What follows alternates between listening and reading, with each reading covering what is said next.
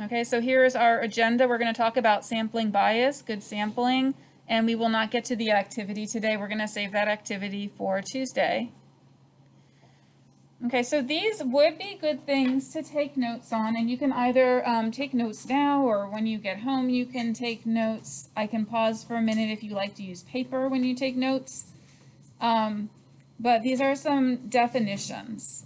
And I am recording, and I'll post this recording, so if you like to listen, you'll have that option as well. So sampling is when researchers have a statistical question about a population. In order to save time, they will pose the question to a sample or a portion of the population and use the results to make conclusions about the population as a whole. Some characteristics of good samples are that they are representative of a population, large enough, accessible, and obtained with minimal sampling error. So looking at this population and sample, you can see some people are colored dark blue and some are colored light blue. And because the population has more dark blue people, the sample also has more dark blue people. It's representative. Okay, so we have two bad types of samples that you're often going to see in mass marketing. Sometimes they're used by companies that are just trying to get some information really quickly. One is the voluntary response sample. In the voluntary response sample, only people who are interested in the question and often people with a negative view will respond. So if you see an Instagram poll and it like really gets under your skin, you might respond to that poll right away. But if you see a poll and you think, well, I don't really care about that issue, you might not answer it. Sometimes they'll ask you to call into a radio station with your answer, and usually for those, they only take a few calls, so that definitely is not a great sample. TV news shows will often poll their audiences, and a lot of TV news shows have a political slant to the left or to the right. And so you would expect that the people that call into those TV news shows will have the same opinions, either to the left or to the right. A convenient sample is when you choose the people who are easiest to reach. So if I wondered what percent of Southlake seniors are going to the homecoming dance, I could poll this class. And I could see in this class what percent of high school seniors are going to be going to the homecoming dance, but it would not really give me a good sample of the whole school because there are all kinds of different people in the school. Not all of them will reach a class like probability and statistics. Some of them will be taking IB classes. And so we don't really know about the entire school by polling just this one class. So convenient sample is also an example of a biased sample. So it's biased when the sample does not represent the entire population, but it systematically favors certain outcomes. All right, so here's an example. And I will have you talk to a partner about this. So make sure that you are paying attention and you're ready to talk to a partner about this.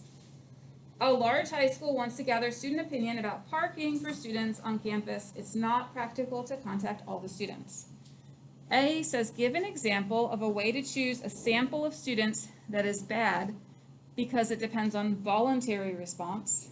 And B says, give another bad way to choose a sample, but that uses a convenient sample. Okay, so I'd like you to talk to the same partner as last time, even if it means that you need to get up. And we're going to answer those two questions.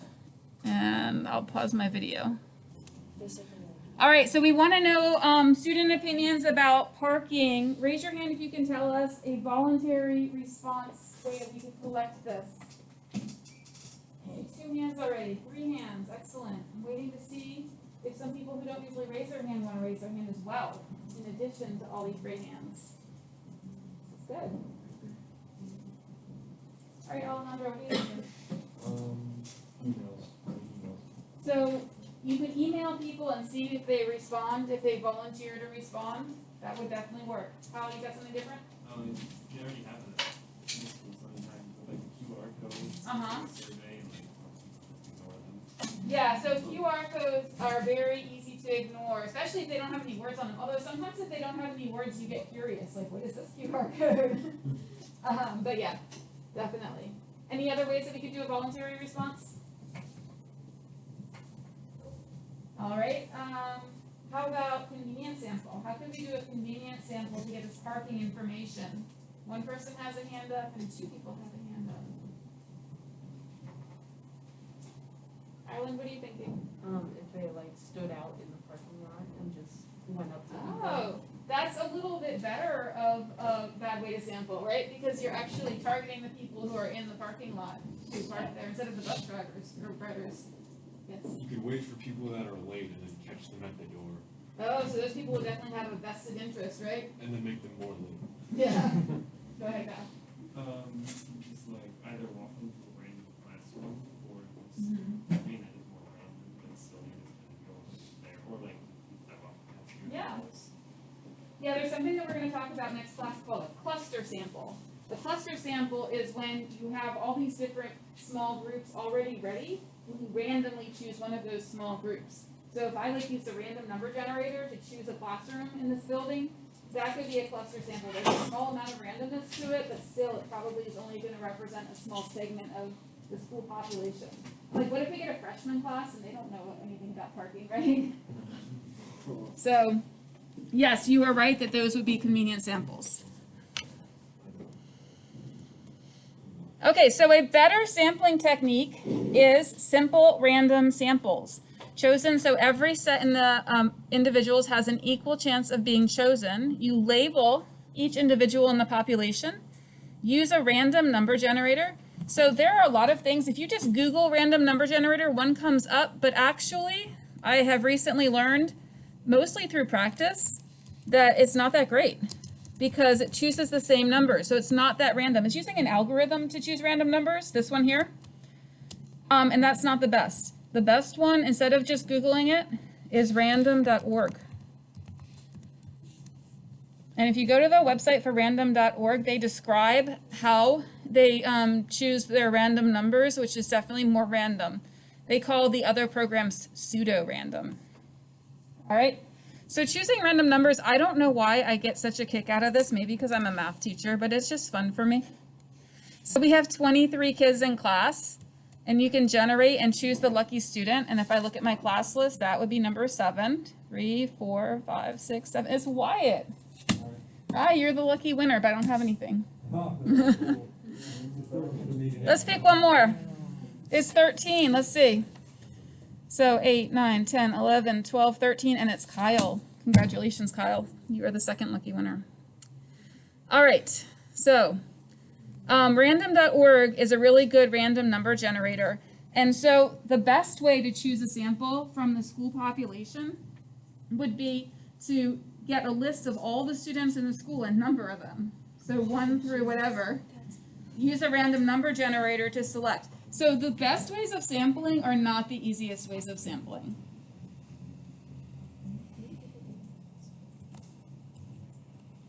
All right. So I'm going to have you all try this. I'm going to have you use a random number generator, and I want you to use random.org to select 3 of the students from the athletic team for a drug test. All right? So let's see which students they are. You are going to need to number them. So you're going to need to give them a number. And I had a way of doing this last year that I haven't done this year. Let's number them 1 here. This will be 1, 2, 3, 4. This will be 5, so we'll go across. And then you'll do the next row, 6, 7, 8, 9. This will be 10. So you get the idea, right? And then this will be 15, 20, and 25.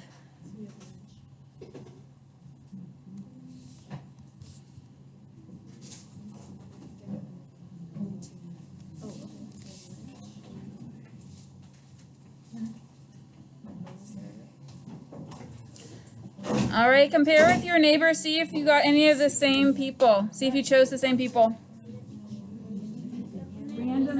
Random.org. Yeah, you can just go. Really? Yeah. His Who's first gonna name. go? His first name. Oh. Like spelled like how? No. So you got Burger, Oh, Furman, and who else? And Frank? It's so cute. That's who's using Chrome. All right, any questions on how to use a random number generator? You go to random.org.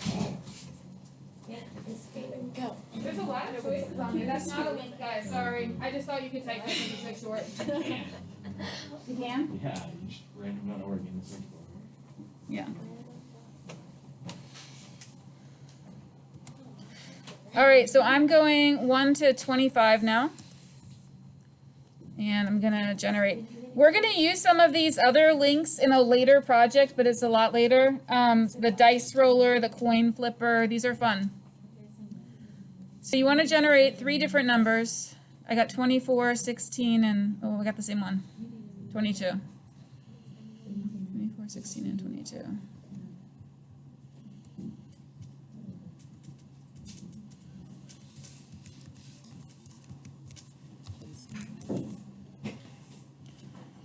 All right, so you can make a record somewhere of who you got. I got Rita, Berger, and Garcia.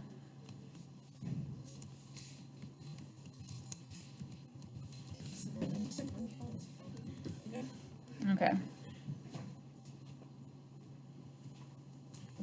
All right, so then there's also such a thing. Can you put your phone down? There is such a thing as a stratified random sample when you break the sample into groups before doing a simple random sample. So if you wanted to know about students going to the homecoming dance, you might want to know about freshmen, sophomores, juniors, and seniors. And so it would be helpful to break the school population into those groups before you do a simple random sample. You'll do a simple random sample from each group. So for example, if you wanted a sample of 100 students, you could take 25 from each group. Let's see. What else might you, besides by grade level, what other way might you want to make sure different groups are represented in a sample? Yes, Kenneth? Gender or race, yes. So you could make sure that you chose from different genders and also from different races. Did you have a different idea? You said gender as well? Mm-hmm. Yeah. So those are possibilities. Is there anything else? MJ? Yeah, so by grade level for sure. You could definitely do that. Yes. You can do by classes if you want, like types of classes, right? Mm-hmm.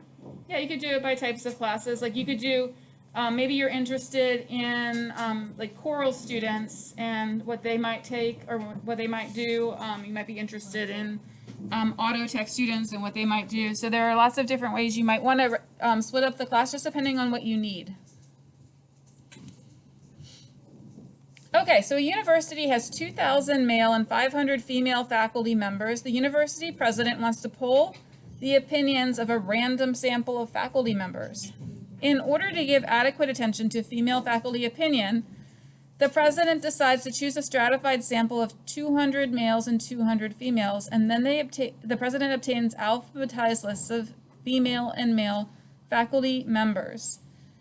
So how would you assign labels and use random digits to obtain the sample? What would we do with those alphabetized lists? Yeah, you have to number your alphabetized lists, and then you would use the random generator how many times on the male list? 200 times. And how many times on the female list? And what about the non-binary faculty members? What are they going to do? They didn't really include them, did they? Right? So that's something to note in a study like that. Yeah, so that's all for that one. We have one more, and then be a good time to finish for today. All right, so what is the chance any one of the 2,000 males will be in your sample? So we choose 200, and there are 2,000 altogether. So what's the chance that one out of the 2,000 males will be selected? 10%, 1 in 10, very good, because it's 200 out of 2,000. And then what's the chance that any one of the 500 females will be in your sample? It's a higher percent, very good. 200 out of how many? 20%. 200 out of 500. I can't hear. 40%, yeah, it's 40%. Very good. All right, so we'll stop there for today. Nice work, everybody.